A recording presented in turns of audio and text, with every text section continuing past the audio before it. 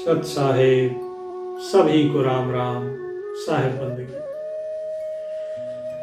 तो पिछले भाग में हम बता रहे थे कि आप स्वयं के इस सत्य को जानिए कि आप एक शरीर हैं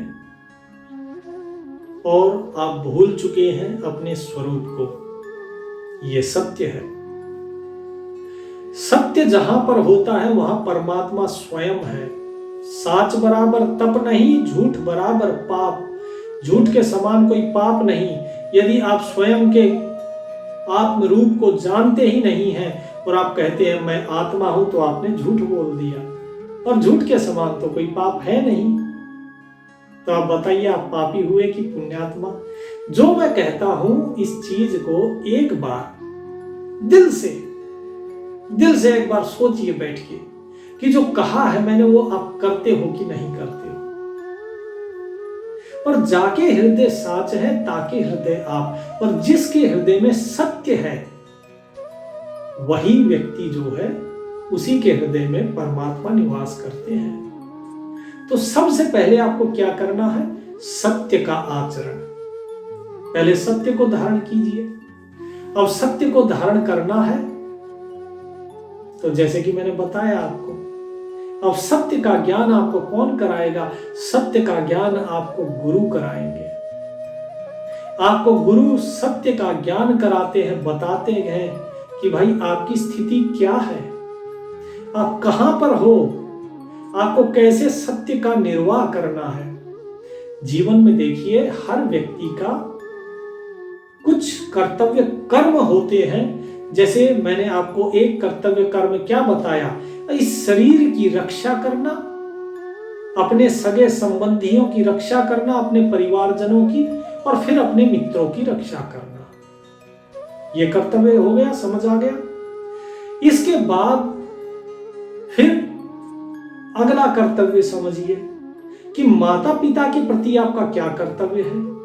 माता पिता के प्रति आपका सम्मान का भाव, प्रेम का भाव, आदर का भाव होना चाहिए। हमेशा उनकी सेवा करना ये आपका कर्तव्य है। अब कुछ लोगों का जैसे कमेंट आते हैं, बोले भाई हर किसी के माँ बाप एक जैसे नहीं होते। भाई नहीं होते तो मत होने दो। परमात्मा को इससे कोई लेना देना नहीं कि आपके माँ बाप कैसे हैं। परमात्मा को क्या आपके पिता या आपकी माता हिरण्यकश्यप से ज्यादा क्रूर है, जिन्होंने अपने बच्चे को जो है अग्नि में झोंक दिया? कहीं उसको समुद्र में डुबा रहे हैं, कहीं उसको सांपों से कटवा रहे हैं, जेल में बंद कर दिया, तलते हुए खोलते हुए तेल में उसको बैठा दिया। क्या उससे क्रूर है? नहीं ना। तो पहले इस चीज को समझिए, आपका कर्तव्य क्या है। आप ये मत देखो कि मेरे पिता ने मेरे साथ क्या किया, मेरी माता ने मेरे साथ क्या किया। आप ये देखो कि आपने क्या किया। हम अक्सर ये सोचते हैं कि फलाने ने ये कर दिया, उसने वो कर दिया। हम अपने कर्म से बचने का बहाना ढूंढते हैं। नहीं, हमें अपने कर्म पे टिके रहने का बहाना ढूंढना है कि कैसे हम सत्य मार्ग पे चले। और सत्य क्या है? अपने कर्तव्य का निर्वाह करना है। माता पिता के प्रति हमेशा सम्मान की दृष्टि होनी चाहिए। आप सेवा कीजिए, प्रेम कीजिए उनसे और आदर भाव रखिए। आपके जो गुरु हैं, गुरु के प्रति प्रेम और विश्वास का भाव होता है। गुरु के बीच में और शिष्य के बीच में प्रेम और विश्वास की डोर होनी चाहिए। गुरु प्रेम रखे, विश्वास रखे और अपने शिष्य को ज्ञान देता है। और शिष्य को भी उसी प्रेम और विश्वास की डोर पकड़ के रखनी है कि गुरु जो बता रहे हैं वो सही है। शिष्य को कभी भी अपने गुरु के अवगुणों की तरफ नहीं देखना चाहिए। चाहे गुरु कितना ही बेकार और घटिया क्यों ना हो, उसके अवगुणों की तरफ नहीं देखना। आपको सिर्फ और सिर्फ उनके क्या ग्रहण करने? गुण। जो ज्ञान वो दे रहे उसे ग्रहण करो। अगर वो आपको कुछ अज्ञान की बात बताते हैं, आप उसे छोड़ दो। अगर वो इधर उधर की कुछ बात करते हैं, उसे छोड़ दो। क्योंकि देखिए, क्या ग्रहण करना है क्या नहीं ग्रहण करना है ये आपके ऊपर निर्भर करता है, क्योंकि जीवन आपका है। तो इसीलिए गुरु शिष्य के बीच में प्रेम और विश्वास की डोर होनी चाहिए और केवल उनके गुण ग्रहण करने हैं। यह गुरु के प्रति आपका कर्तव्य है, उनकी सेवा करनी है आपको। गुरु मना करे तो भी आपको उनकी सेवा करनी है। गुरु डांटेंगे, फटकारेंगे, लेकिन उनके डांट फटकार के पीछे एक कारण होता है, और वो कारण क्या होता है? वो कारण होता है आपके अहंकार को खत्म करना। वो आपको डांटते हैं, फटकारते हैं, आपकी परीक्षा, हर पग पग पे आपकी परीक्षा हो रही है, याद रखिए, और बार बार उस परीक्षा में फेल हो जाते हो आप। कोई भी आपके साथ परिस्थिति थोड़ी सी बदलती है और आप एकदम भड़क जाते हैं। यही तो परीक्षा है, और उस परीक्षा में आप फेल हो गए। तो आपको अपनी परिस्थितियों को मतलब इस तरीके से ढालना है अपने आप को परिस्थितियों में कि जैसी गुरु ने शिक्षा दी है आप उसका पालन कर सके उसमें। इसके बाद जो भाई है, भाई के साथ प्रेम और विश्वास का संबंध होता है सभी के प्रति। पत्नी है, भाई बहन, सगे संबंधी, इनके प्रति आपका प्रेम और जो आदर भाव है उसका नाता होता है। छोटों के साथ स्नेह का संबंध होता है।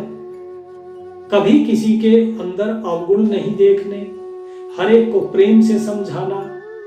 जिसके अवगुण है, अवगुणों को आपको धारण नहीं करना है, आपको उनके गुण ग्रहण करने हैं।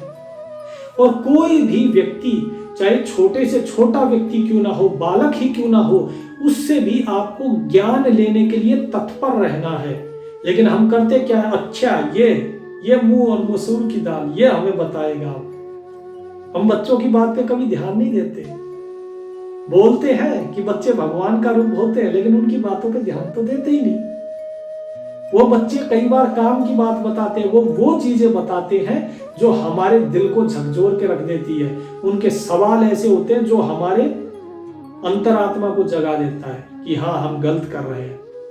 लेकिन ये तब होता है जब आपका मन साफ होगा। तो ये सारी चीजें आपको कब पता लगती हैं?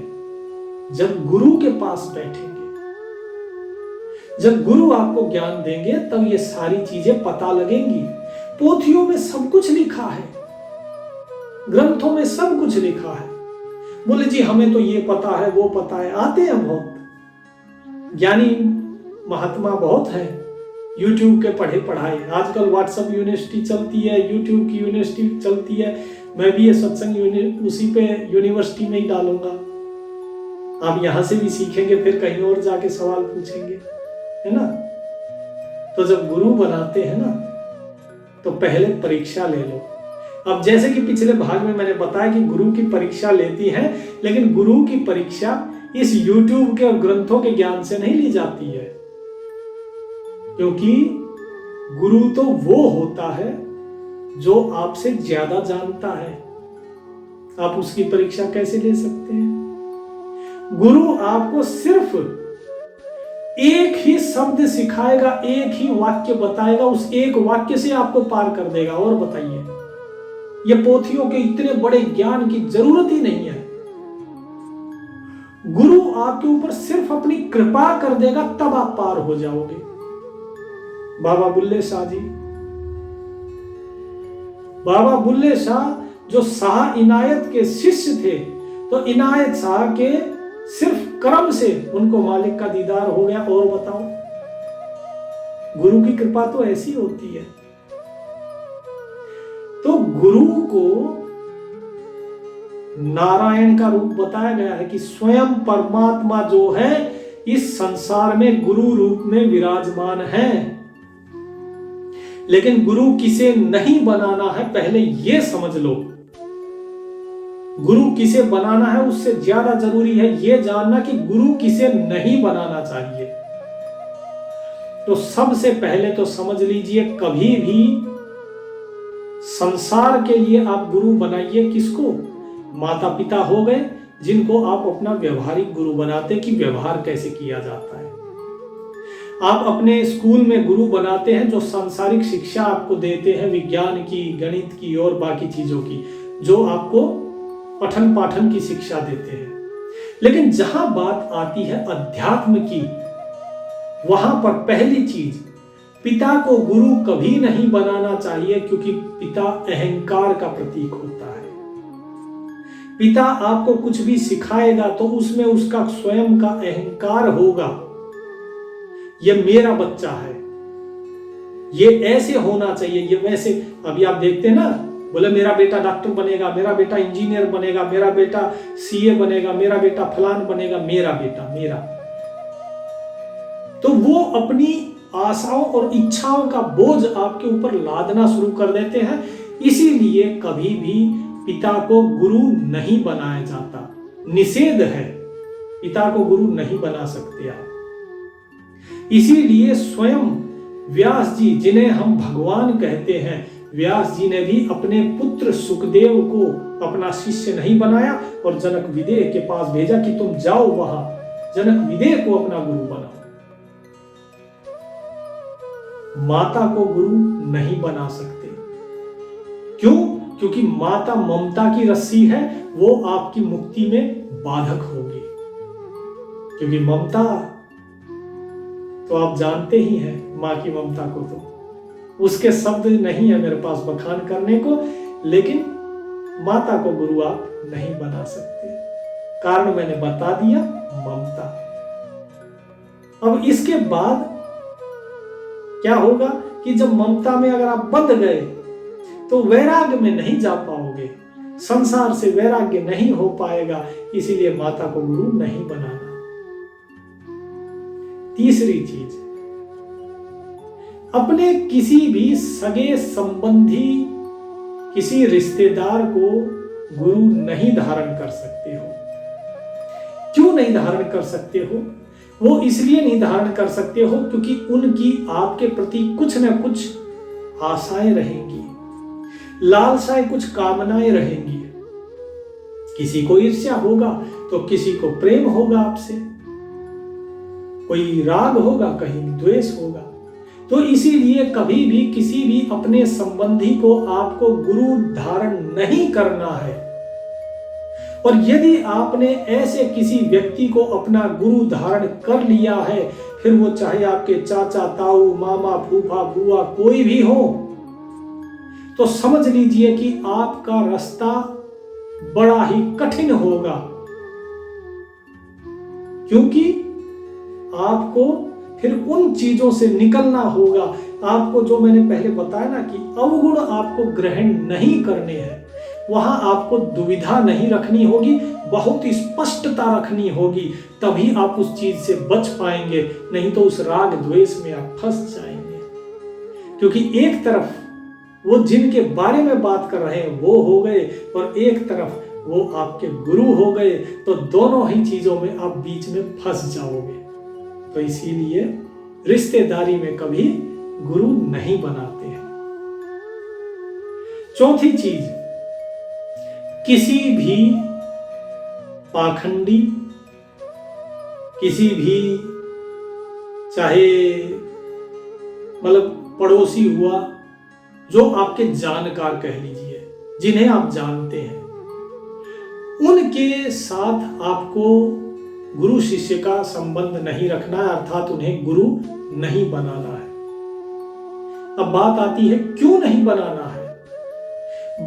इसलिए नहीं बनाना है क्योंकि वे आपके व्यवहार से वाकिफ हैं, आप उनके व्यवहार से वाकिफ हो, और जहां जानकारी आपस में रहती है वहां पर हम बीच बीच में क्या करते हैं, हंसी मजाक करते हैं, और वहां पर गुरु और शिष्य की मर्यादा का जो है वो भंग हो जाती है मर्यादा। और बिना पद की मर्यादा के गुरु शिष्य का नाता नहीं होता है। इसीलिए किसी भी अपने पड़ोसी को या कोई भी जो आपको जानता है उसके साथ आपको गुरु शिष्य का नाता नहीं रखना है। आप उसे गुरु धारण नहीं कर सकते हो,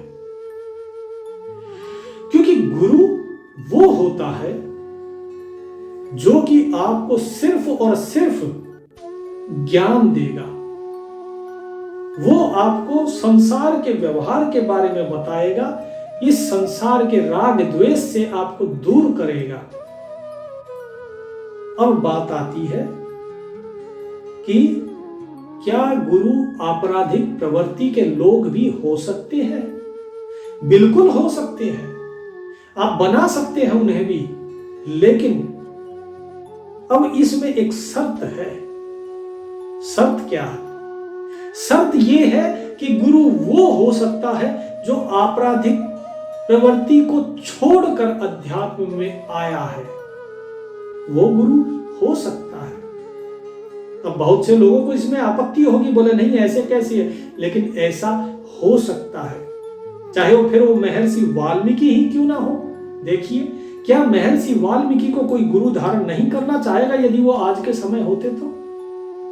जो व्यक्ति बुरे कार्यों को त्याग कर अच्छे सही रास्ते पर आया है वो गुरु हो सकता है, लेकिन जो इस रास्ते पे आके और फिर भटक गया, ऐसे व्यक्ति को गुरु कभी धारण नहीं करना चाहिए।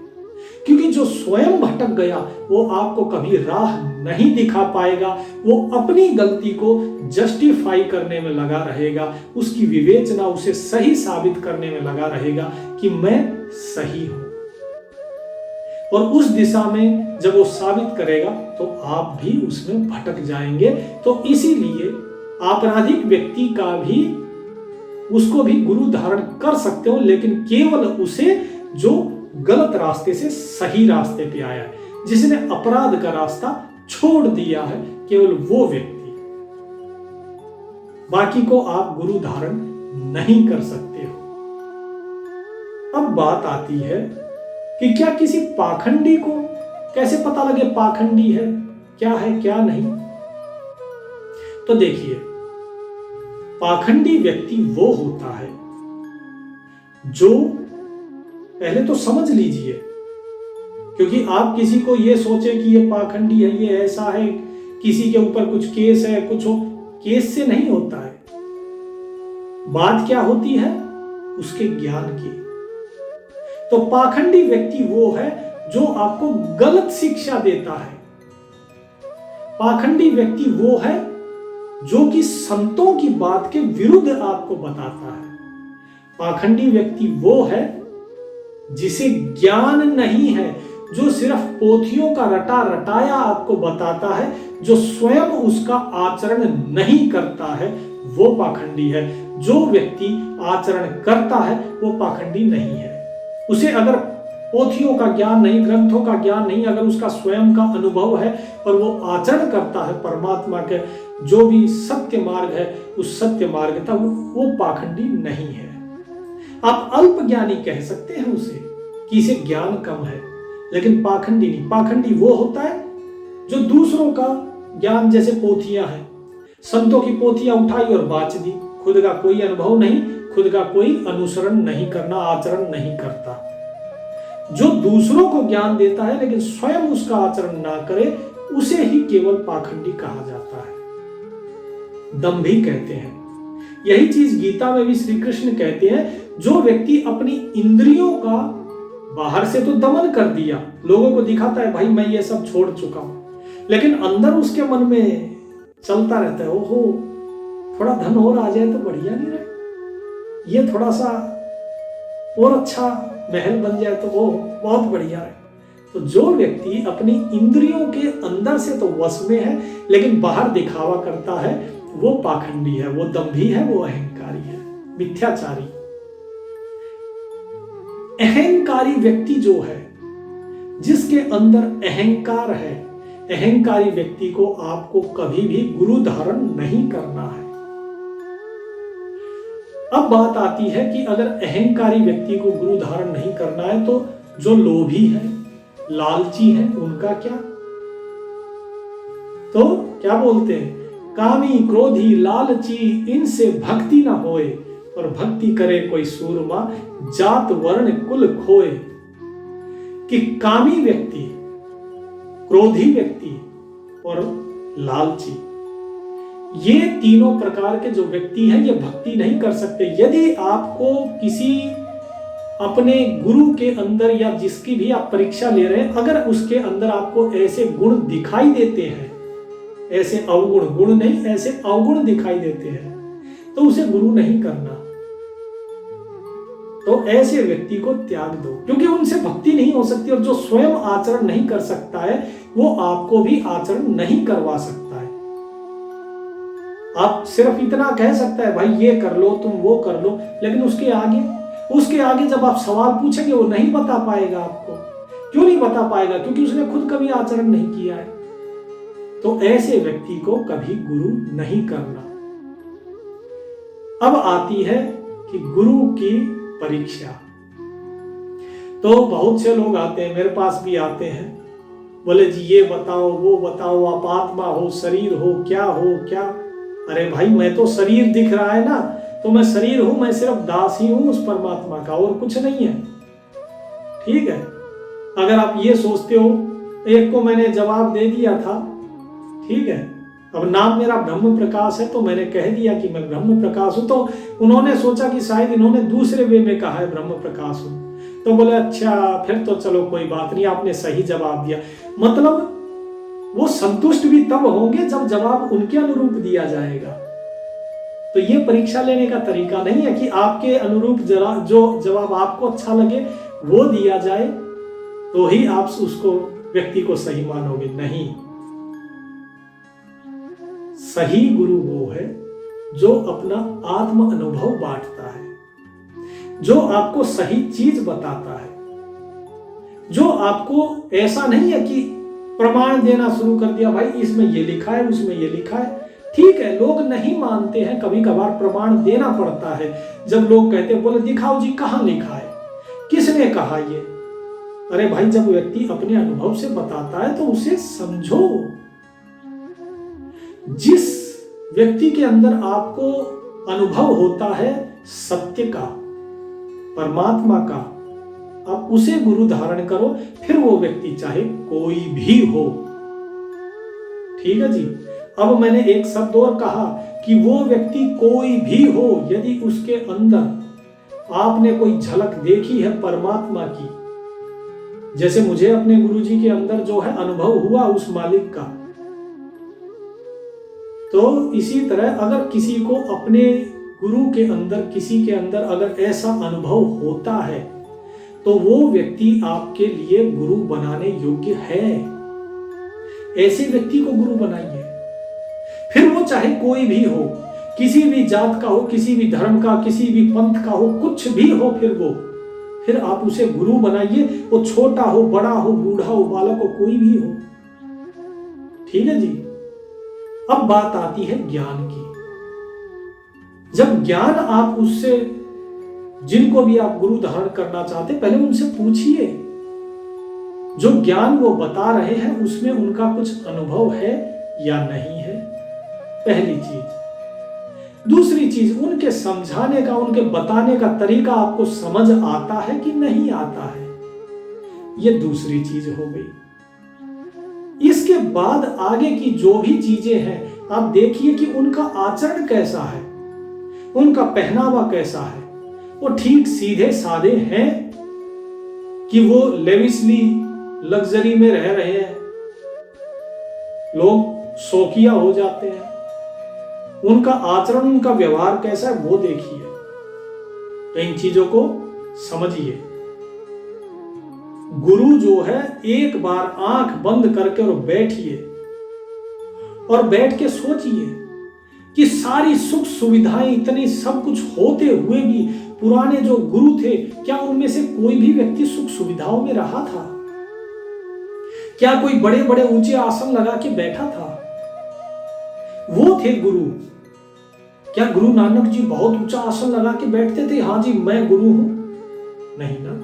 क्या कबीर जी बैठते थे? दादू जी बैठते थे? संत रविदास जी बैठते थे? नामदेव जी? किसी का भी नाम बताइए, कोई नहीं मिलेगा। तो थोड़ा सा विवेक का इस्तेमाल कीजिए, आपका विवेक स्वयं आपको बताएगा कि गुरु किसे धारण करना है। गुरु से ये सवाल मत पूछिए, हाँ जी आत्मा क्या, परमात्मा क्या है, क्योंकि आप उनसे पूछोगे वो बता देंगे। बताने से कुछ होगा? कुछ भी नहीं होगा, क्योंकि आप उनके पास अहंकार लेकर गए हैं अपने ज्ञान का। आप उनकी परीक्षा नहीं ले रहे हो, आप अपने अहंकार का प्रदर्शन कर रहे हो कि मुझे कितना आता है, और वो बता भी देंगे आपको, तो उससे क्या भला हो जाएगा। चलिए मैं बताता हूं कि आप आत्मा हो, आप शरीर नहीं हो गए आत्मा के दर्शन? नहीं हुए ना। तो गुरु की परीक्षा ऐसे नहीं ली जाती कि YouTube का ज्ञान ले लिया, पोथियां पढ़ ली, अरे पोथी पढ़ पढ़ जग मुआ, पंडित भया न कोय, 2.5 आखर प्रेम का पढ़े सो पंडित होए। और वो प्रेम कहां से आएगा? वो प्रेम तो आपको गुरु ही बताएंगे कि कहां से आएगा। लेकिन आपने पहले ही गुरु पे शंका डाल दी, आप पहले ही अपने ज्ञान का मटका लेकर पहुंच गए। ओहो देखो जी इतना भारी मटका है मेरा। ठीक है जी, तो बाकी का आगे बताएंगे अगले भाग में। तब तक प्रभु का नाम लीजिए और जिनके गुरुजी हैं उनके अपने गुरुजी की सेवा कीजिए। सच्चा है।